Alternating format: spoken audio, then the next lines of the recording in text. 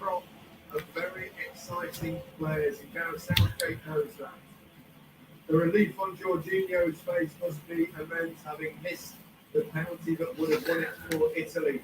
Donnarumma saved him, of course. And it's difficult, really, Alan, at this moment to know exactly what to say. Huge disappointment, but this young England side have given us so much pleasure over the last 4 years.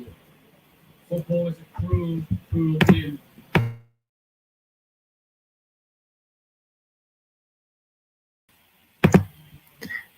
Hello. I think it's just me. Joe's disconnected, and I'm in the wrong place. Look at that. I'm back. What a great start to the stream. The Wi-Fi can't hack it, just like we can't hack it after that game. Honestly, absolutely not. That was chaos. But here we are. It's the StattoJoe podcast with me, the Enigma, Luke Sherwin, and as always, StattoJoe over here. Oh, Joe, how do you feel after that game? Oh, I feel so bad for them. I really do.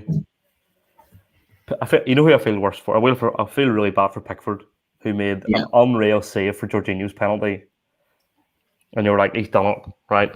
They've done it. Yeah. Oh, absolutely. I just feel so defeated. Honestly, like I feel sick. I felt so what a game during that game and during the penalty shootout. Like it was honestly disgusting. But yeah, there we have it. Italy are the champions of Europe 2021. It's pretty crazy. I don't know if Joe's disconnected or if I've disconnected or what's going on here, but here we are. Italy come away with a win on penalties. I'm going to assume it's Joe's Wi-Fi and not mine. And so I'll just keep going. But yeah, it was 1-0. Let me know in the comments, by the way, guys, if you can see me or hear me. And if Joe's disconnected, I'm not sure. But yeah, absolutely nuts that Italy have gone and won the game. It was a game that was scrappy for most of it, a game that wasn't overly entertaining to watch. But hey, that's the game of football sometimes. I think Joe's back. Yeah, there he is. My Wi-Fi keeps dropping. The Wi-Fi keeps dropping. We may just have to give up. But here we are. Italy in a scrappy game of football, come away with a win on penalties. And a terrible penalty shootout, Joe. Terrible from an England point of view. I'd say terrible all around. It's not a great penalty shootout if at least both teams miss at least 2 penalties each.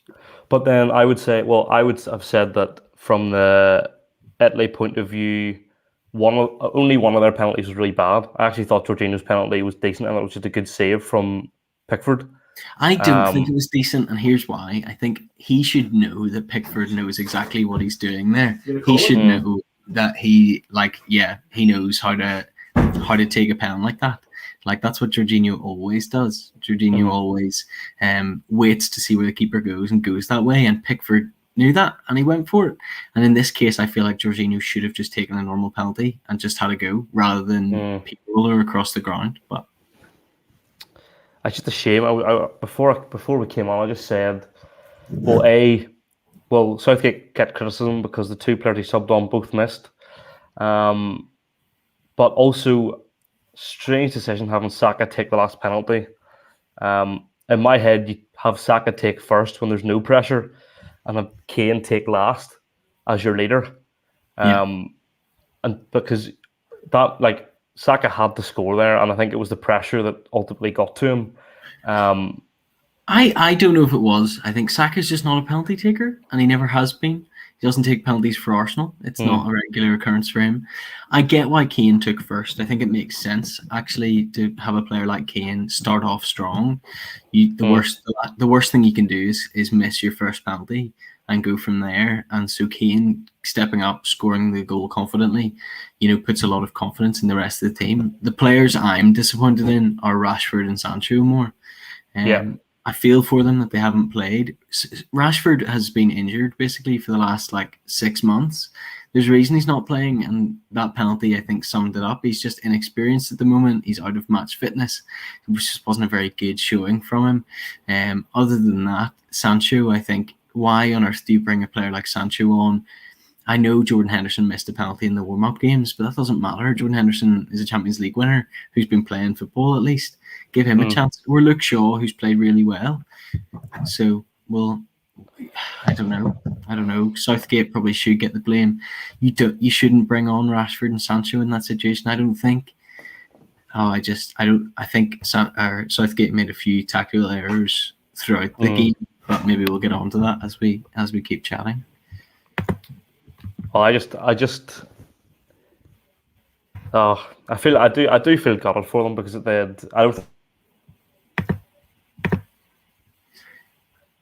Yes, and Joe feels gutted for them. I'm going to assume, but well, I'll just keep going, even though Joe keeps cutting out. So hello everyone, if you're here. Joe's occasionally here. He's currently at home, so the Wi-Fi maybe isn't quite as good as it could have been. Mine hopefully will hold up. And let me know you're here. Chat to me in the comments. Joe's Wi-Fi keeps dropping, he says there in the comments. That's okay. Let me talk us through the game tonight. We had 120 minutes of football, Italy against England, in a game that I don't really know how I expected it to go. I don't know how Joe expected it to go in the lead up. I expected England to come out strong, and they did come out strong for the first half, at least for the first 20 minutes. They were a good team, England, and they had a lot of the ball. Let me remove this. I'll just chat away to you. They had a lot of the ball, I thought, in the first half. The first half of the possession, though, as the half went on, changed, and Italy had 65% in the first half to 35% of England's. And so England didn't have an awful lot of the ball. Their only shot on target was the shot from Luke Shaw, which is pretty shocking, considering England were on top for the first 25 minutes or so. I thought England actually started the game quite brightly, Joe.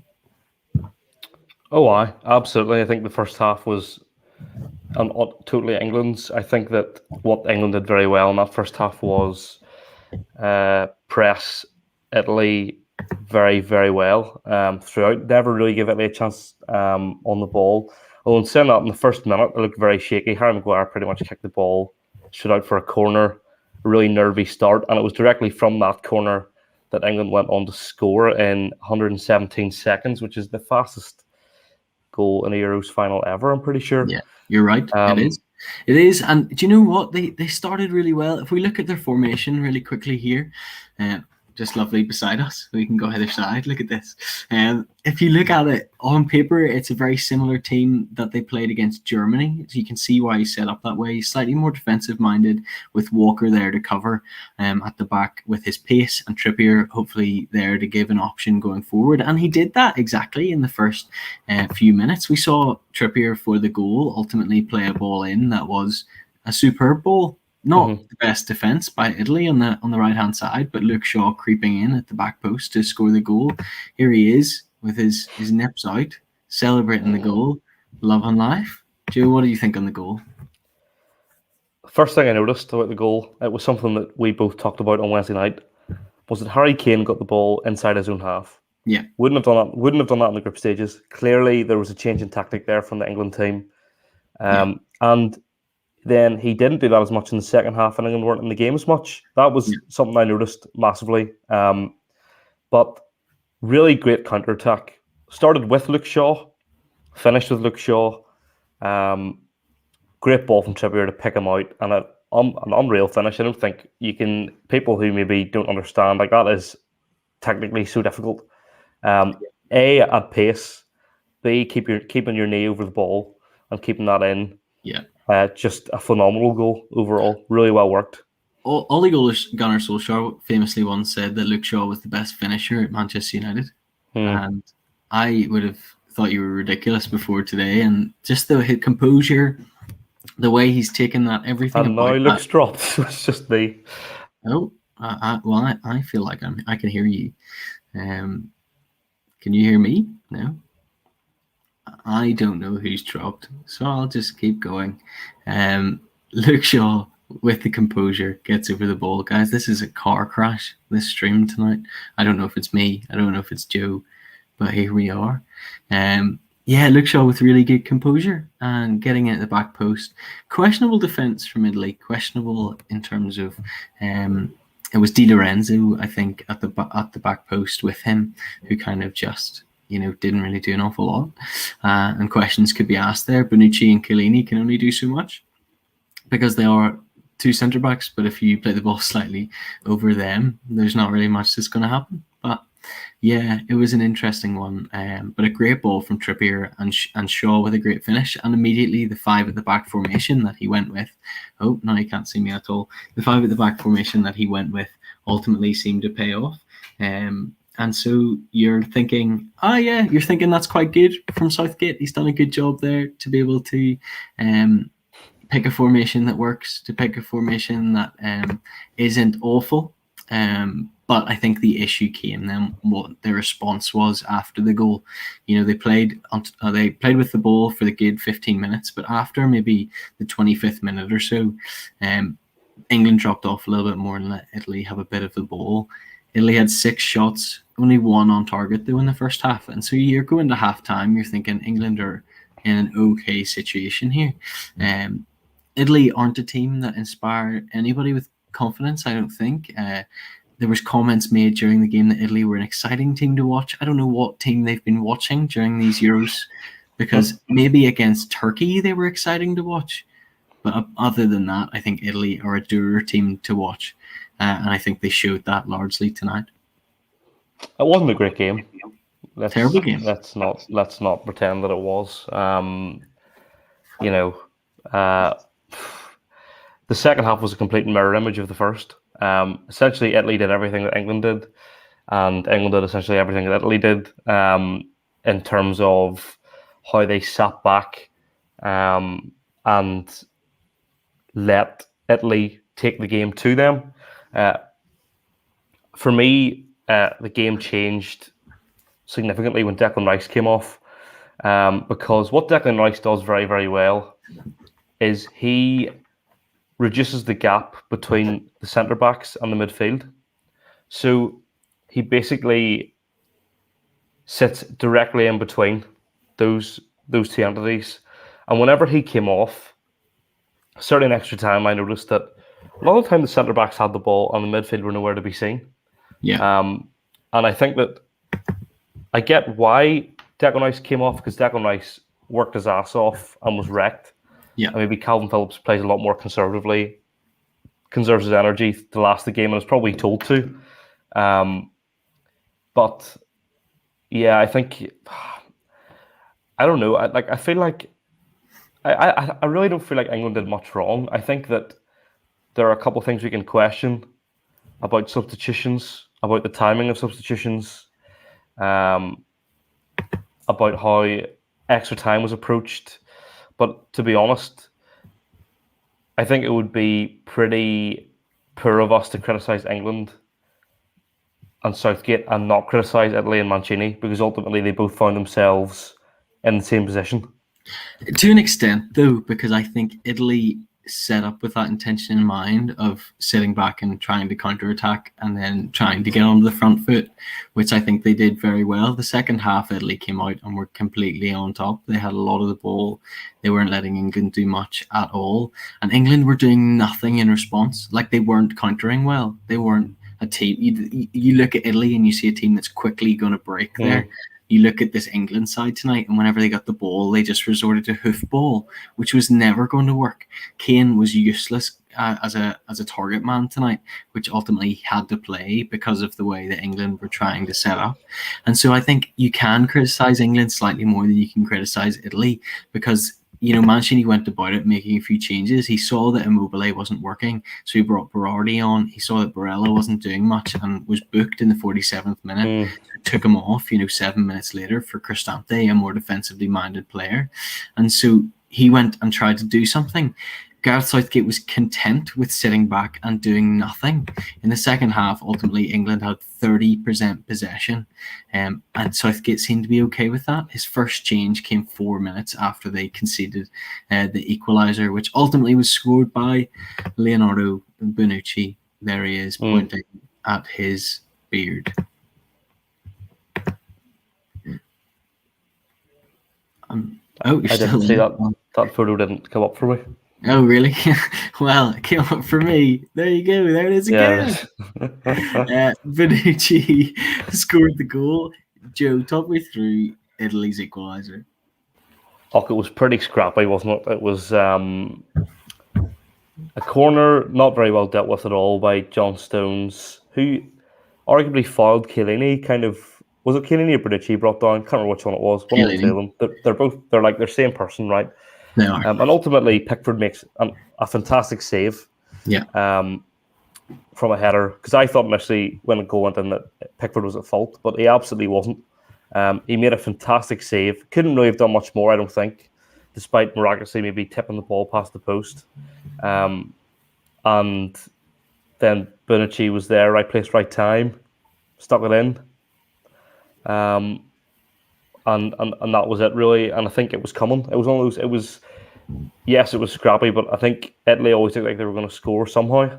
They looked like it was going to happen, and ultimately for me, England almost were lucky to get to extra time. Just the way that first half had gone, or second half had gone. Sorry. Overall, kind of, you had asked then at the start that I'd cut out what my thoughts were before the game. So my prediction was, and I know I was wrong on this, but I was pretty much correct. So I said it would be 0-0 full time, and then if the game finished in extra time, England would win, and if the game went to penalties, Italy would win. Yeah. So I was proven correct by that theory. Game went to penalties, Italy won. Part of the reason for that was I felt that if the game went to extra time, England would not want to risk the penalties. And in the first half of extra time, we kind of saw England go after the game a wee bit. They were on the front foot for the majority of the first half of extra time, put the pressure on Italy. Had a couple of chances, actually, a couple of decent chances. But one thing I want to bring up about the first half of extra time, I was crying out for both Sterling and Mount to be brought off, right? Yeah, Sterling looked like he could barely move. Yeah. And Mount didn't have a great game tonight. And I thought, bring on Grealish and Sancho for those two, just to freshen up the wings. And honestly, I think if they had done that, we might have seen a different result. Yeah, I think that's fair, because we see with Southgate sometimes he has 5 subs that he can use. Football's coming Rome, Ryan here says. He has 5 subs, Southgate, that he can use in a game, and he rarely uses more than 2 inside 90 minutes. I don't know what that says. Does it say consistency is key? But in tournament football, consistency isn't key. Consistency, using your squad, using 16 to 18 players is an important thing. And so I don't get, he made the first sub he made was to bring Saka on for Trippier. He saw that Italy had equalised and he thought, right, we're going to change. We're going to go back to a different system, which I think was the right idea. But then bringing on Henderson for Rice, as you said, Rice was knackered, and I was calling for Henderson to come on, but I thought Henderson came on and had a really bad game. Oh, he was poor. Henderson didn't do anything that he wanted to do tonight. Usually you would ask, or you would expect something more from him. You would expect him to start to control the game a bit. He only completed 13 out of 18 passes. Only touched the ball 23 times in total, which is not a lot at all, and lost possession 6 times. There's a player who was coming in lacking match fitness, I think. There's a player who came in and just didn't look the type of leader that you wanted to come in. And so he switched the formation. But why on earth did it take until the 99th minute during extra time for him to bring on Jack Grealish? I think there was too much of a didn't want to lose mentality. And I think, now, disclaimer, I don't know Gareth Southgate, right? What? But my impression is that Southgate feels that Jack Grealish gives the ball away too much. right? Yeah. And so that's why Grealish doesn't play as much as people would like him to play. Yeah. Even though, again tonight, as soon as Grealish comes on, England get a massive influx of free kicks. Why? Yeah. Because Grealish knows how to buy a foul. He does He it. does. There's two ways he does it. A, he gets his body in front of the ball, and the players just go into the back of him. Or the second way is Grealish has this unbelievable ability to change his pace like that. He's either really slow on the ball and then boom, accelerates, and defenders have absolutely no chance, and they have to foul him, right? But for like you were saying about the Saka substitution, that was a good substitution. I thought Saka looked pretty lively when he was on. A shame about the penalty, as Mikey says there. Maybe Gareth kind of forgot England aren't very good at penalties. See, I think here's on the paper thing. they are. Yeah, good they are. They should be good at penalties. You look at their squad and you look at the quality of player that they have, and they should be good at penalties. I think tonight, though, Southgate made the wrong decision in bringing on those players when he did, because it took until the 99th minute for Jack Grealish to come on, but Sterling played the rest of the game.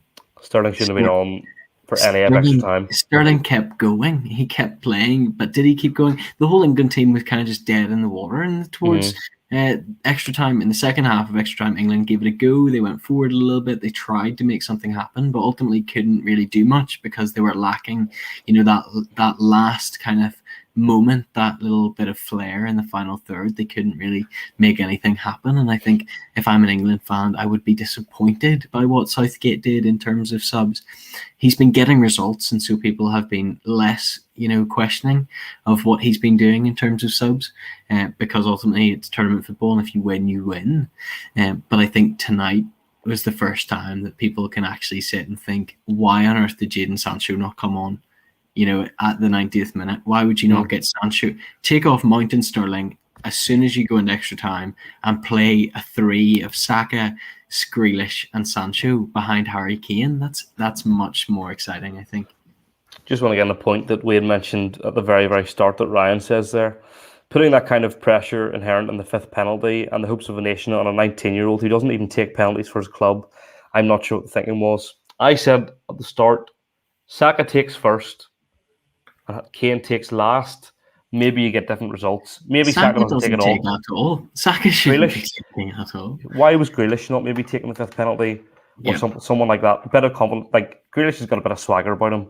Yeah. As soon as Saka stepped up, I said he's missing this. He doesn't. He did not look confident at all. I was surprised by Harry Maguire taking a penalty, but it was superb. Harry Kane taking one, super. Harry Maguire taking one, super. Luke Shaw and Jack Grealish should then be the next two. Yeah, they should be your next two because they've played the game. They're warmed up. They're ready to go. This is not Northern Ireland against Bosnia. This is not a quality player like Liam Boyce. This is Jadon Sancho. This is not Raheem Sterling. Marcus Rashford coming on, and they just Rashford knew that he was going to miss.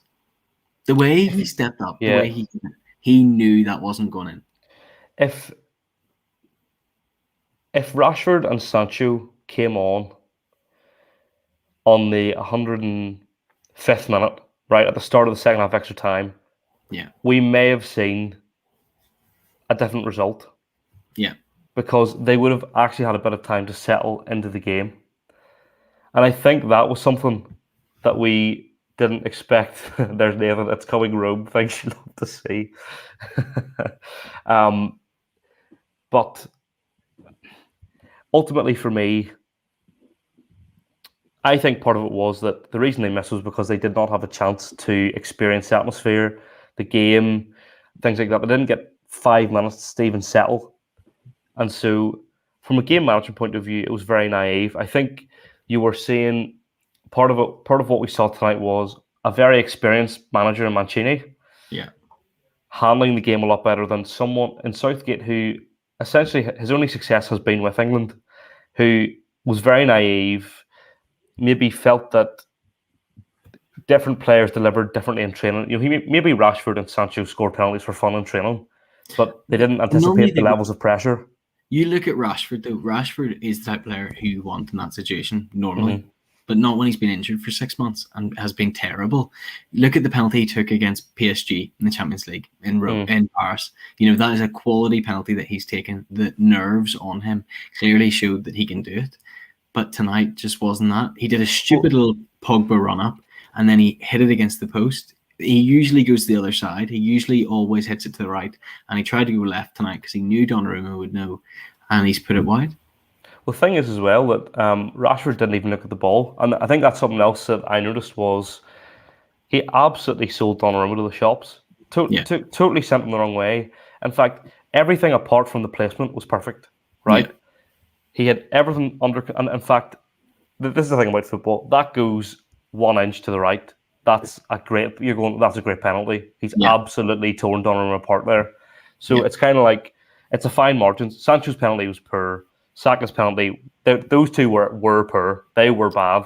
They were both, similar to Belotti's penalty that was saved. Yeah. They're just, bog standard, kind of not in the corner at an average height that's easily saved. Not great penalties. But it comes down to nerves at the end of the day.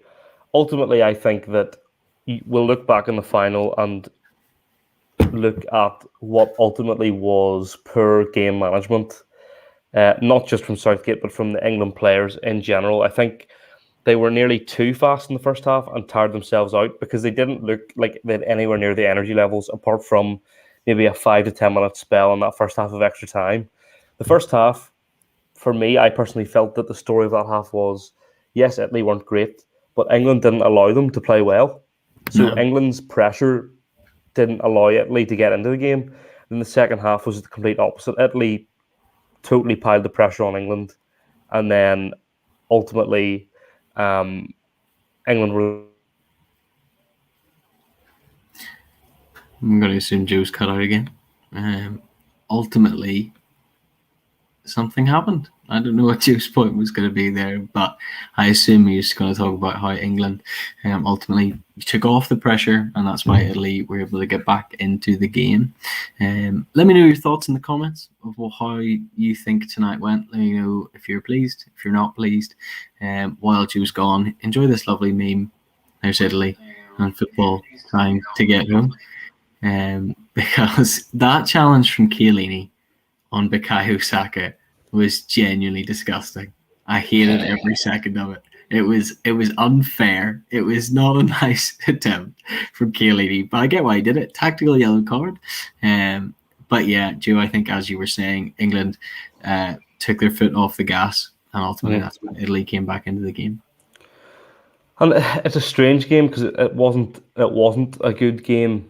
As a final never is. A final is never a good game. There's Mikey saying if England had actually gone for the kill instead of sitting back. I often wonder why teams sit back, because it's a cliche to say that attack is the best form of defense, but in games like this, attack is the best form of defense. If you force the other team to sit back, they're not going to score a goal. They're not scored a goal.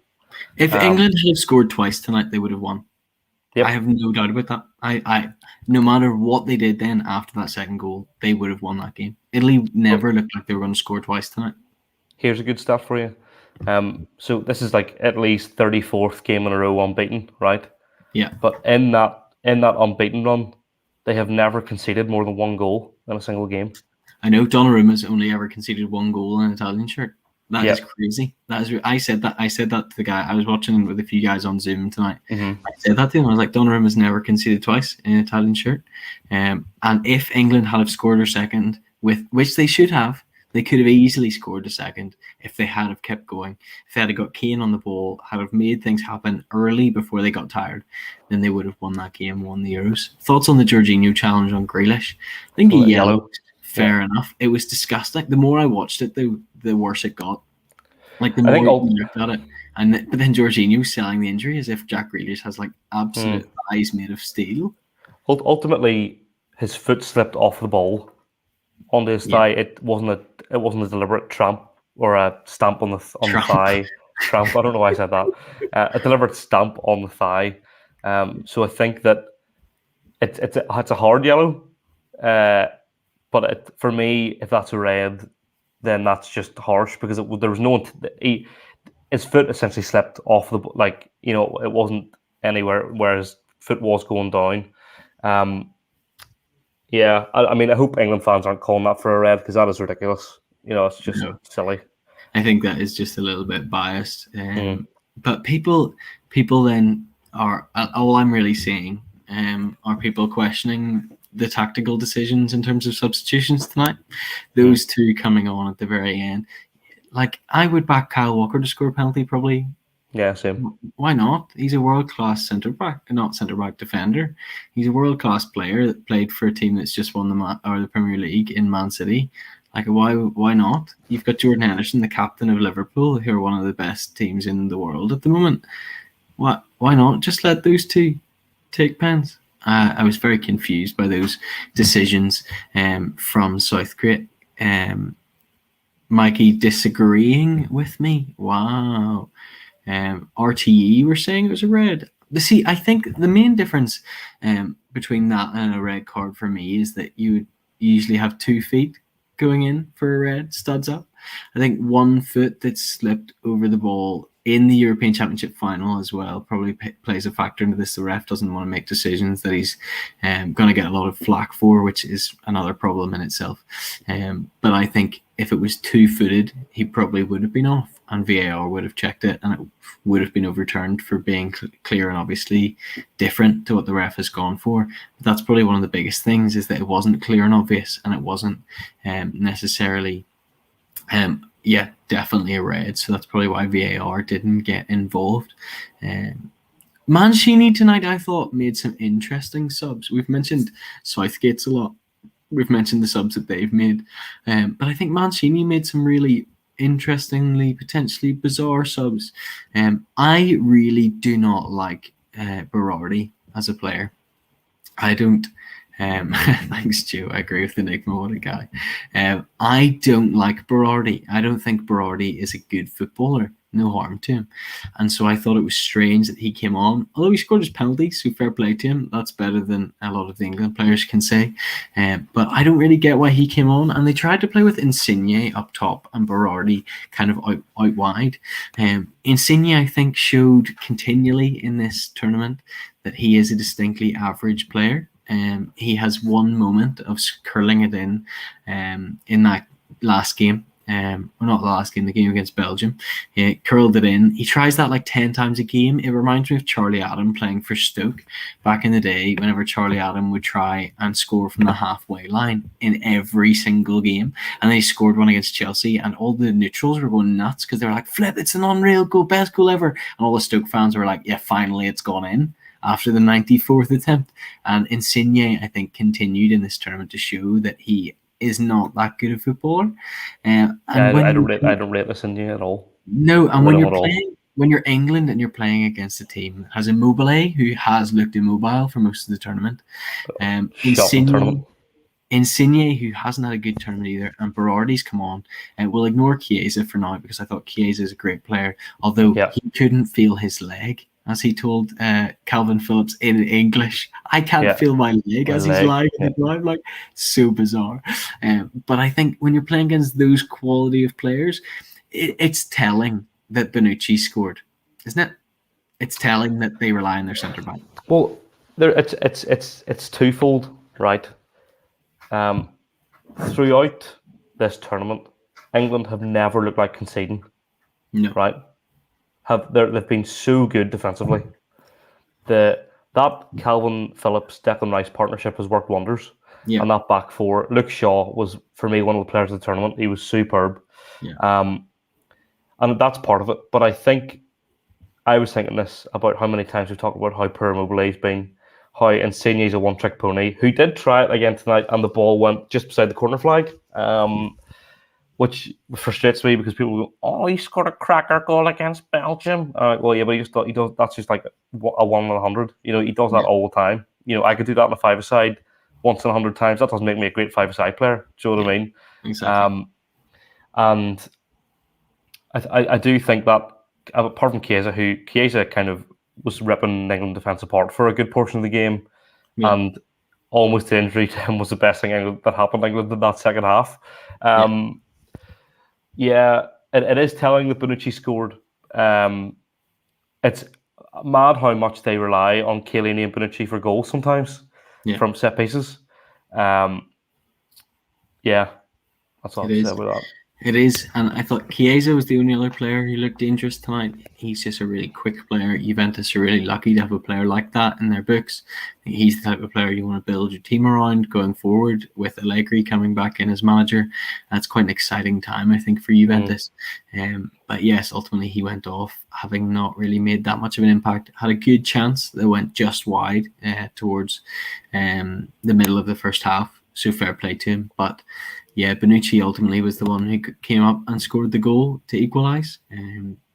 Yeah, and I was just questioning some of the subs that Mancini made. Bernardeschi came on then for Chiesa, and I thought didn't really do anything.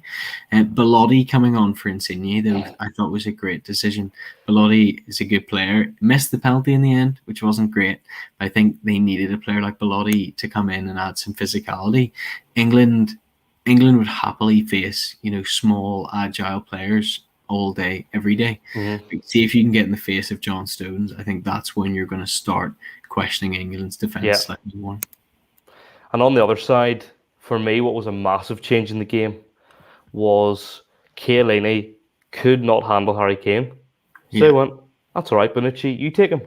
Yeah. That's all right, we'll swap. And that changed the game. Bonucci played very well against Harry Kane, nullified him quite well, prevented him from doing much. And I think that Chiellini couldn't deal with Harry Kane up in the air, couldn't handle Kane winning headers in that first half, kind of got a bit overwhelmed, and it was quite obvious.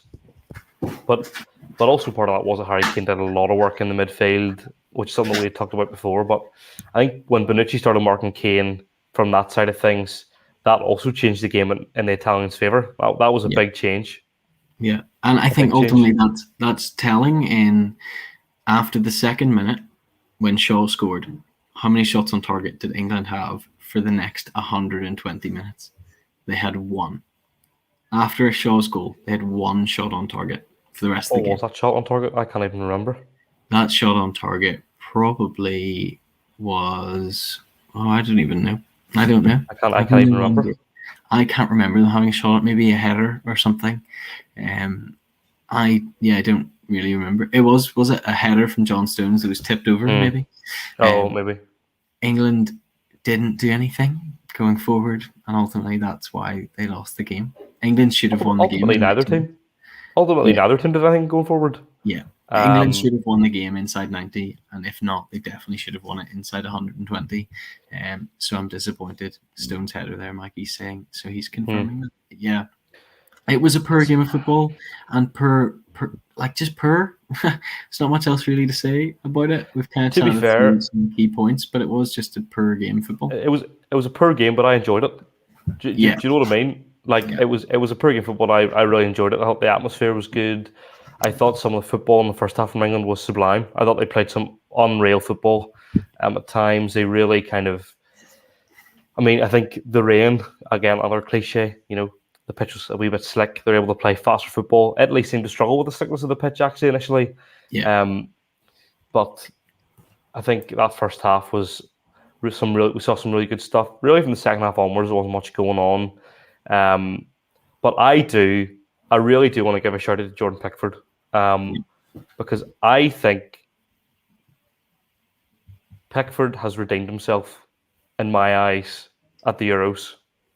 I don't think he has in my eyes.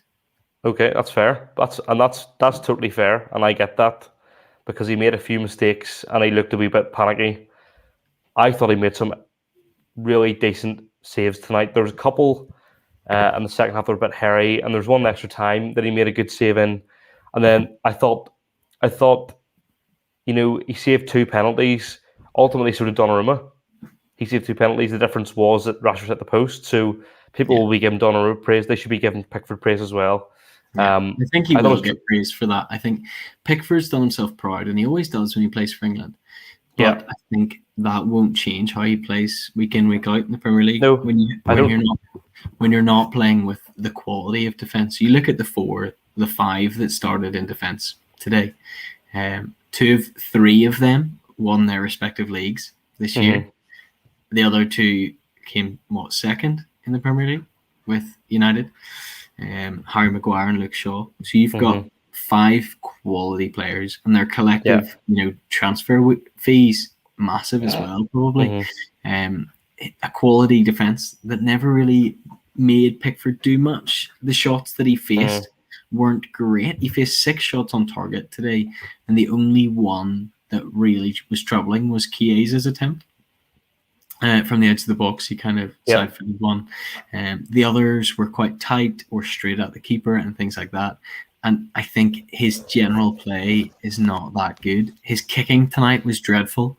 He kicked the ball too far. Far too hard. It's like when I got Team of the Year Allison last year on Ultimate Team, and his kicking was completely different to the player I had before, and I just kept holding down X, and the other keeper would get it straight away. That's what I felt like. I felt like I was playing Ultimate Team. It was really frustrating to watch because he wasn't hitting the right areas, wasn't hitting the right places, and some of his decisions I thought were questionable. In the penalty shootout, he was fantastic. He did exactly what he needed to do. You cannot ask for more from Jordan Pickford. Tonight in the penalty shootout. A save against Belotti was brilliant. How he read Jorginho's penalty was absolutely superb. Ultimately, England could have won the penalty shootout tonight because of Jordan Pickford. But the other takers let him down. So I do feel for him. I still think he'll be questionable at Everton. He'll play, but I think Everton's the level he's going to play at for the rest of his career because he is a good player. But I wouldn't be surprised to see Dean Henderson overtake him as England number 1 in the next 5 years.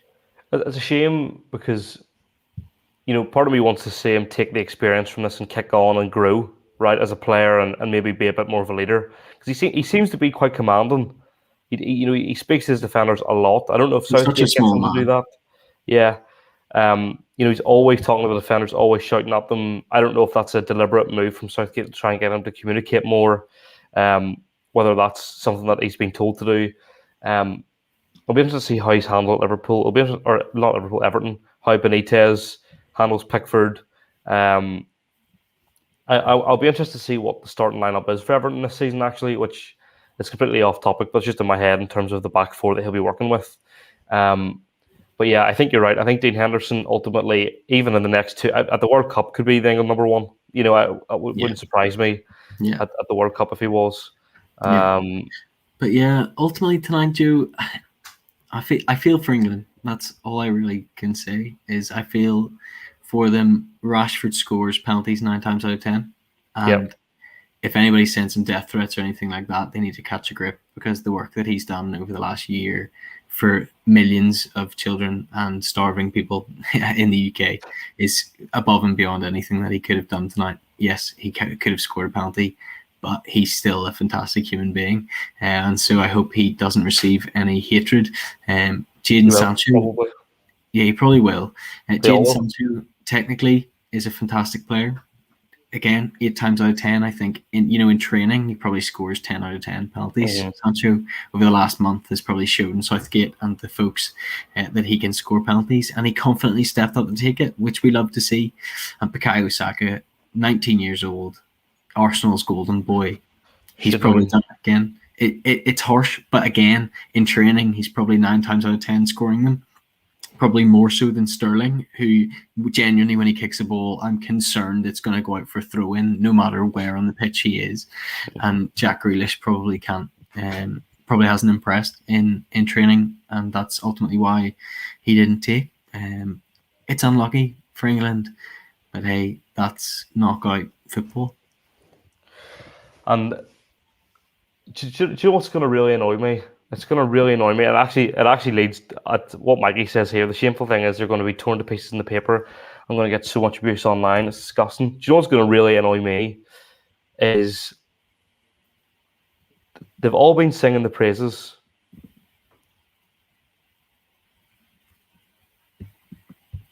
They've all been singing the praises of England, I'm going to assume, of England players. And now they're going to turn on them. Let's assume that's what Joe's going to say. If not, I'm sure he can correct me on that one. But yeah, I'm curious to see what media reaction is going to be in the English papers, in worldwide papers. every other nation tonight seemed to be supporting Italy, which I think is a little bit harsh. I don't think England have deserved that at all. I don't think England as a team have done anything wrong that makes people hate them. I think they're wrongfully judged a lot of the time just because they're England. And yes, their fans are unbearable at times. Their fans are not the most enjoyable fans in the world, but I think English players and Gareth Southgate can be proud of everything that they've done. He took over a team that lost against Iceland in the Euros in the last Euros in 2016.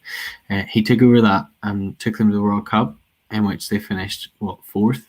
He then in the Nations League let them finish like third, and then ultimately in Euro 2021 they finished second. If that trend is anything to go by, the 4-3-2-1, they're going to win the World Cup.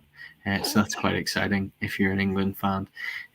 Yeah, as Mikey says here, it's not the team though, it's the circus around them. And I think so that's shown tonight by the English fans breaking in that didn't have tickets and trying to, get in to see the game. It's shown by the idiot dancing about naked outside the stadium before the game. It's shown by the people putting the flares up their bum. There's just some ridiculous stuff that goes on around England. Gareth Southgate is a likeable man. He doesn't always make the best decisions, but he seems like a good chap. And the England squad, I think, are a tighter knit bunch than they ever have been. And so watching England isn't unbearable. And I think if you hate them just because they're England, you need to assess yourself and ask yourself, why do you dislike this team so much? For me, I find a lot of people in either Scotland, Wales, Republic of Ireland or Northern Ireland hate England because of jealousy and they wish that they were as good as that. I know for me that can be the case at times, and I wish Northern Ireland were as good as England, but we're not. And there's hundreds of reasons as to why we're not as good as England, not let alone the population, TV money, all that, the history behind it all. We're not as good, but that doesn't mean I need to hate them for no reason. Yeah, what I just wanted to say before I cut off there was exactly what you said about all they've done recently is sing Gareth Southgate's praises, said he's proven us wrong time and time again, blah, blah, blah. And now what I'm worried is they're going to completely turn on him because they lost. Yeah. And I think that's unacceptable. Yeah, you can't get emotional with these things. You cannot say one thing if they're doing well and then say one thing if they lose. Ultimately, can we talk about it's the Euros final, right? It is the Euros final. This wasn't like a last 16 game. This wasn't a quarter final. This was the final, their first final in 55 years. That's what they need to focus on, the positives of that. Yes, maybe there's some questionable decisions, and that's something you can maybe look back on at the next World Cup as some analysis. But you have to be positive. You have to be positive because there's no guarantee you're going to win that game. The Italians have far more experience of winning major tournaments. So that's what worries me. That's what worries me is they're going to get slated now, and wrongfully so.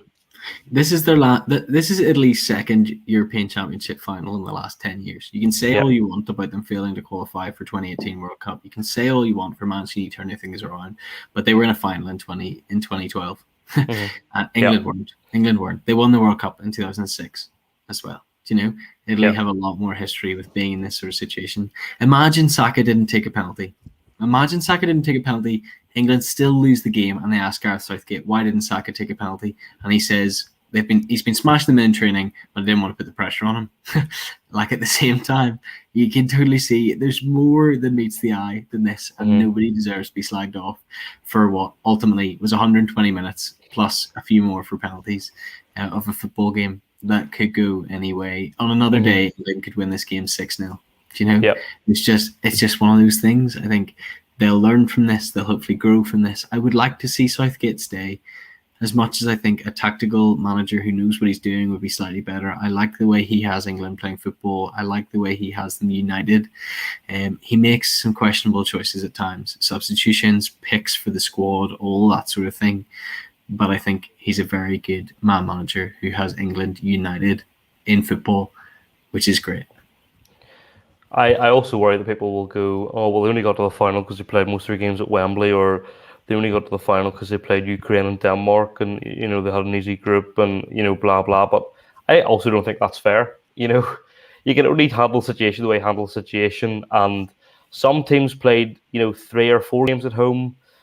England obviously had the most of any team, but if they were hosting the tournament, they'd have the most games at home as well. So it's like, what's your point? They did well at Euro '96, but you're not saying, oh, we look back at Euro '96 and go, well, they only did well because it was England. That's not how it works. Yeah. So instead of, and your point about jealousy as well is so true. I struggle. I don't understand personally why people are so happy that England haven't won.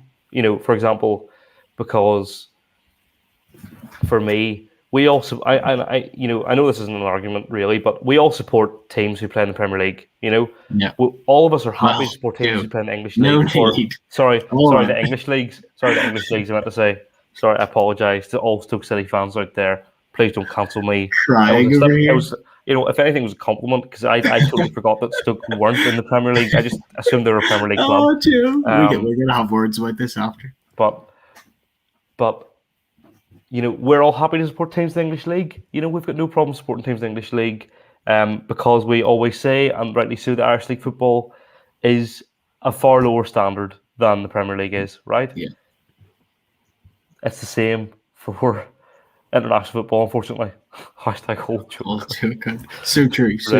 Get that trending. But yeah, I think ultimately it's nice at the moment. Twitter, see, on my Twitter anyway, okay, everyone's Twitter is different depending on how many scumbags you follow. I generally block scumbags. If I see somebody tweeting something I don't like, I'll block them. I don't have any time for it. Piers Morgan, don't agree with him at all 9 times out of 10, but he says, I admire every player who steps up and shows the balls to take a penalty in a game that important, especially when they're 19, 21 and 23.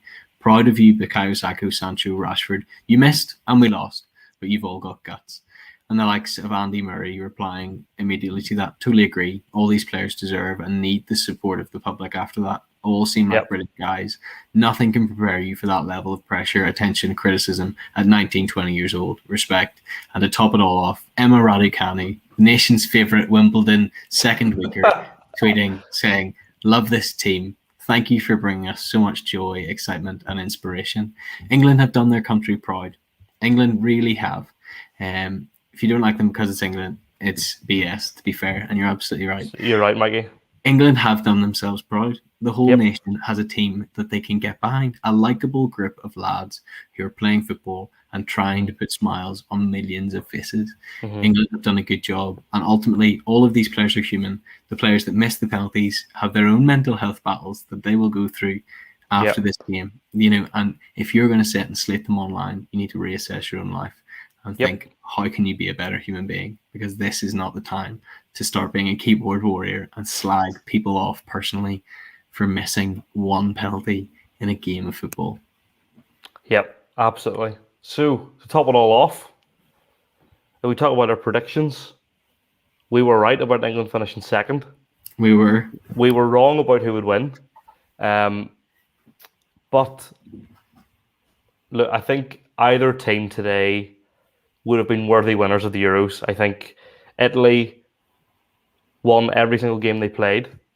Yes, they had 3 of their knockout games go to extra time. England themselves, bit of a stuttery group stage, still finished top of their group. Then kind of 2 really convincing games, last 16, tossed aside Germany, then hammered Ukraine, then kind of took hold of that pressure, beat Denmark, got to the final. 2 teams who had an excellent tournament. Fair play to them both. And there's Mikey saying one thing, Southgate knows that feeling, so that will hopefully help them. Absolutely. And my final point, just before we go, is if anything else, that England team brought about, such a feeling of euphoria in the country after what a crappy year it's been. Sure, 2W says, thoughts of the boys taking 0.5 seconds to pull off the runners-up medals. I understand it completely. You never go into a final to come second, right? Sure, 2W. Is that me? Sure to win? Is that sure to win? That's legit me. Yeah, that's you. But I think you never go into a final wanting to get that runners-up medal. And yes, maybe in time I might look back and go, maybe if England never reach a major final for another 50 years, you might go, And if you keep your runners-up medal, you go, well, we have the memory of making the Euros final, But as of tonight, you're not going to wear that medal because you won't feel pride. You won't feel pride just the way it is. Just the way it is. It's fair enough, and I Yeah. think I respect it. I personally would find it really hard to be given something that tells me I didn't win this. Yeah. Unlucky. But yeah, they'll assess that. They'll think about it. They will cherish tonight forever, even though they've lost it. But they'll be looking at the World Cup in Qatar and thinking, we need to win. Yeah, I think they'll be target. I think they'll look at that. Their players have another year under their belt. They should have pretty much the same team going into that World Cup. Hopefully even better. Hopefully even better. Hopefully, Declan Rice, Calvin Phillips potentially could get moved another year of development. Yeah. Another year of development. Jude Bellingham will be 19? Oof, mature. He'll be a quality player. Bukayo Saka will be 21 or whatever. Do you've got players who'll just get older and better. Harry Kane will still be good. And I think it's an exciting time to be an England fan if they can keep consistency. Harry Maguire and John Stones are a partnership you want to keep around. Luke Shaw at left back. Trent, I imagine, will start right back. Yeah, potentially by that World Cup. And you see a back five that is, if Dean Henderson's playing week in, week out for United, you could see a back five that is quality with quality players in the middle. That's the exciting thing about England, is they not only have a vast array of talent, but a vast array of young talent. Very few of their players are over 25, and that is nuts. Yeah, I think that World Cup is going to be a real. It'll be it'll be the Qatar World Cup and the 2024 Euros are going to be their big two tournaments. That's really going to be. I really do think that yes, they would have looked at this tournament and seen that they played all the games at Wembley and gone, we can get to the final here. Yeah. But I really do think in the FA's head they would have been targeting the 2022 World Cup because that's 2024 Euros. So we'll just have to wait and see. Joe, saying that, Qatar do play all of their games at home in 2022. Oh, big advantage for them. That's a massive advantage for them. Probably going to win. And then Germany play all their games at home in 2024. But if they don't win, that's embarrassing. That's embarrassing. It is embarrassing. Yeah. If they should be winning. Yeah, if they're playing all their games at home, then they should be at the final. Then they should be at the final. That's how it is. It's true. If they lose a single game, if they lose a single game, they're failures. And disgusting. Agree. But yeah, tonight, if you're looking for a reason why England lost, ultimately it's just because in 120 minutes it's a lottery when it goes to penalties. That's why they lost tonight. They didn't play great football, neither did Italy, and that's just the game of football. Gareth Southgate probably isn't to blame. Nope. On another night they win. The players aren't really to blame that much. The nerves got the better of them.